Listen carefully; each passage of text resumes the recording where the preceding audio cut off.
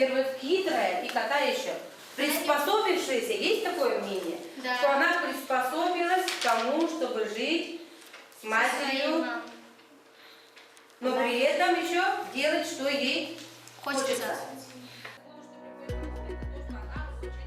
Все в мире имеет свое место и время. Нужно жить, не оглядываясь назад. С таким девизом работает Александра Петровна Борисова, учитель Верхневилюйского республиканского лицея-интерната имени Михаила Андреевича Алексеева. Она родом из Амгинского улуса, переехала в Верхневилюйск в 2007 году. Вот уже 16 лет преподает уроки русского языка и литературы ученикам с 5 по 11 классы. Ее метод обучения, по моему мнению, очень хороший. Она со всеми учениками общается очень свободно, все в ее глазах равны.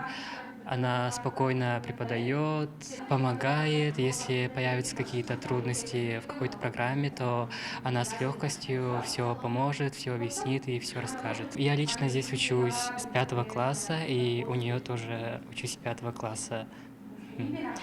Еще в 8 классе она у нас была классной руководительницей, а потом в 9 классе изменился наш классный руководитель. Мы в уроке русского языка в основном разговариваем только на русском, на литературу тоже это касается. Все дискуссии, все рассказы на русском, и мы даже по привычке просто между собой начинаем общаться по-русски, потому что нам автоматически легко. Мы сейчас читаем пьесу «Гроза», и там есть один из основных персонажей, это Каваниха, то есть мать главного героя. Она очень властная женщина, которая всех своих детей держит в крепких руках, и у их детей нет своего мнения.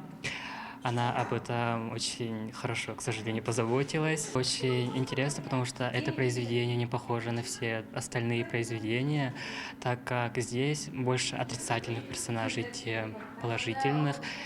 И это больше похоже к реальной жизни, поэтому мне оно так понравилось. Александра Петровна очень хорошо все объясняет, и она объясняет простыми словами, не сложными какими-то литературными словами, а просто такими простыми словами, которые нам понятны, и мы спокойно можем понимать, о чем она говорит в произведении. Марта Игнатьевна всегда над ней измывалась. Да? Мы можем это сказать, да, она всегда ругала ее, но при этом она ругала как? Жестоко? Нет, она никогда ей поперек слова никогда не говорила, да? Она говорила через кого? Через Тихона, правильно, через Тихона. Александра Петровна является классным руководителем.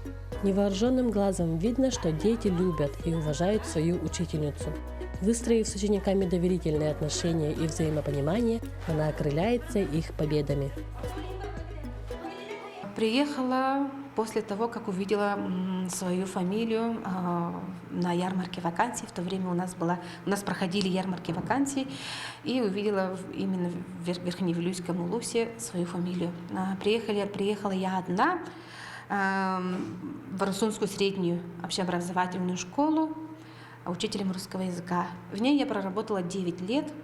Для меня, как для учителя, вот именно работа в Арусунской школе стала основой, потому что здесь меня научили быть учителем. Потом меня пригласили в Верхневилюйский республиканский лицей-интернат Михаила Андреевича Алексеева учителем русского языка. После семейного совета мы решили, что мы можем переехать уже в центр района. Муж меня поддержал, дети поддержали, и мы переехали. В первый год было сложно, потому что лицей-интернат — это все-таки школа с историей, школа со своими традициями, в которой работали очень много великих, я не ошибусь, можно сказать, да, великих людей, таких как Михаил Андреевич Алексеев, Василий Сафронович Долгунов, Александр Иванович Семенов. Именно здесь, именно работая в лицее-интернате, я почувствовала то, что детям не безразлично русский язык и литература, то, что дети с любовью относятся к художественным произведениям. Хотя это школа физико-математического направления, есть очень много детей, которые любят заниматься русской литературой, любят русский язык. И, соответственно, с такими детьми идти по своей учительской профессии очень легко. Александра Петровна и ее ученики участвуют в самых разных республиканских и всероссийских конкурсах, получая призовые места. Коллеги тепло отзываются о ней как целеустремленной, справедливой и честной женщине. Детей я работаю 3-й год. В первые годы для меня все было новое. Были вопросы по некоторым аспектам работы с детьми, с родителями по документации. Александра Петровна всегда приходила ко мне на помощь, давала советы. Для нее работа учителем – это призвание. Она научила меня любить свою профессию.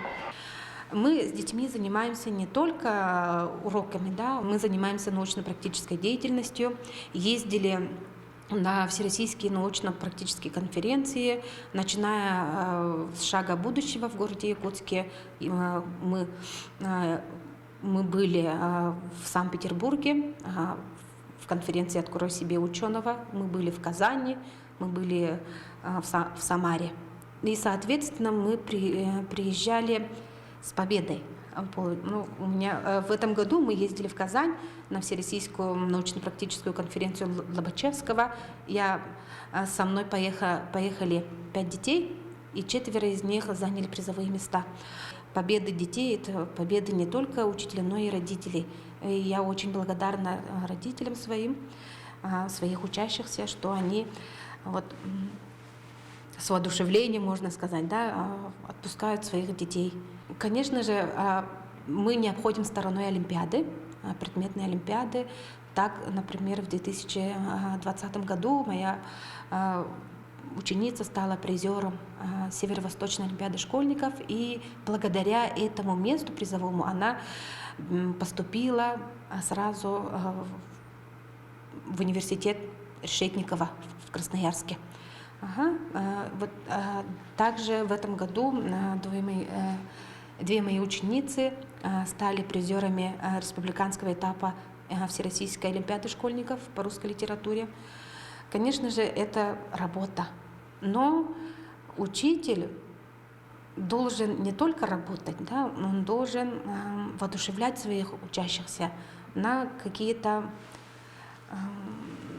шаги, может быть, да. Каждый урок, каждое занятие должно учить ребенка чему-нибудь. И я надеюсь, что мои уроки именно такие. Мне кажется, что профессия учителя – это призвание. Каждый находит свою работу себе по душе, но мне кажется, учитель – это не работа.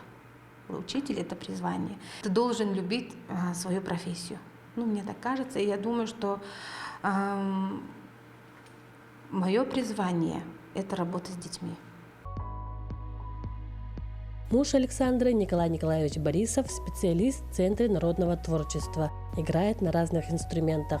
Дочь Олеся – ученица 7 класса, сын Мирослав в 4 классе, а самому младшему 3 года. Лев – воспитанник детского сада. Семья такая, мы все эмоциональные, да, и все праздники, можно сказать, выходные, даже когда мы куда-то ездим, всегда у нас протекают ярко всегда, это всегда какие-то очень хорошие, большие впечатления. Любим всей семьей собирать ягоды, ходить в лес, обязательно устраиваем семейный пикник, это у нас происходит 15 мая. Обязательно выезжаем на природу, любим путешествовать, обязательно всей семьей, никто не остается. Сперва были уже в России, да, в Санкт-Петербурге были с детьми, в Москве, потом уже поехали за границу. Мне кажется, что когда семья всегда вместе, она понимает друг друга с полуслова. У нас тоже так же, хотя мы с мужем вдвоем и творческие, люди, да, у нас бывает такое, что мы можем у нас бывают недопонимания именно, когда мы что-то творим вместе. Но всегда приходим к какому-то решению, консенсусу. И не могу сказать, да, что, не могу сказать, что у меня очень тихая семейная жизнь. Нет, она у меня очень интересная, она у меня очень насыщенная эмоциями. Помимо сферы образования, Александра Борисова выступает на сцене. Еще со школы она поет на русском и якутском языках. Занималась в студии Василия Слепцова, и даже однажды ее песня звучала по радио. Также она ведет активную спортивную жизнь, любит играть в волейбол и состоит в сборной лицея. Уже когда начала работать в школе, был такой момент, когда сказали, что вот, Александр, ты из Амги, соответственно, ты должна хорошо играть в волейбол. И так получилось, что и в Арасунской школе, где я работала, я была членом сборной, так и здесь, когда мы переехали в Верхневилюйск, уже в лицее, я тоже стала членом сборной школы. Мы выступаем на соревнованиях, пытаемся. В основном у нас в год получается 3 соревнования, но тоже, да, отпрашиваться как-то. Хорошо, что администрация всегда нас поддерживает и отправляет на такие соревнования. Вот. Занимаемся мы после уроков, после занятий, когда все дети уходят, в 5 часов, где-то в 5-6 часов вечера мы уже начинаем заниматься. Занимаемся сами, помогают физкультурники, иногда играем с детьми. У нас бывают такие чемпионаты, что по классам. У нас бывают соревнования по классам, и мы, конечно же, сами тоже играем с ними, ставим свою команду. Недавно в День учителя Александру Борисову наградили почетным знаком «Отличник образования Республики Саха-Якутия». Страстно увлеченный своим предметом учитель строит еще большие планы на будущее. Она развивается, открывает новые возможности и щедро делится знаниями со своими учениками.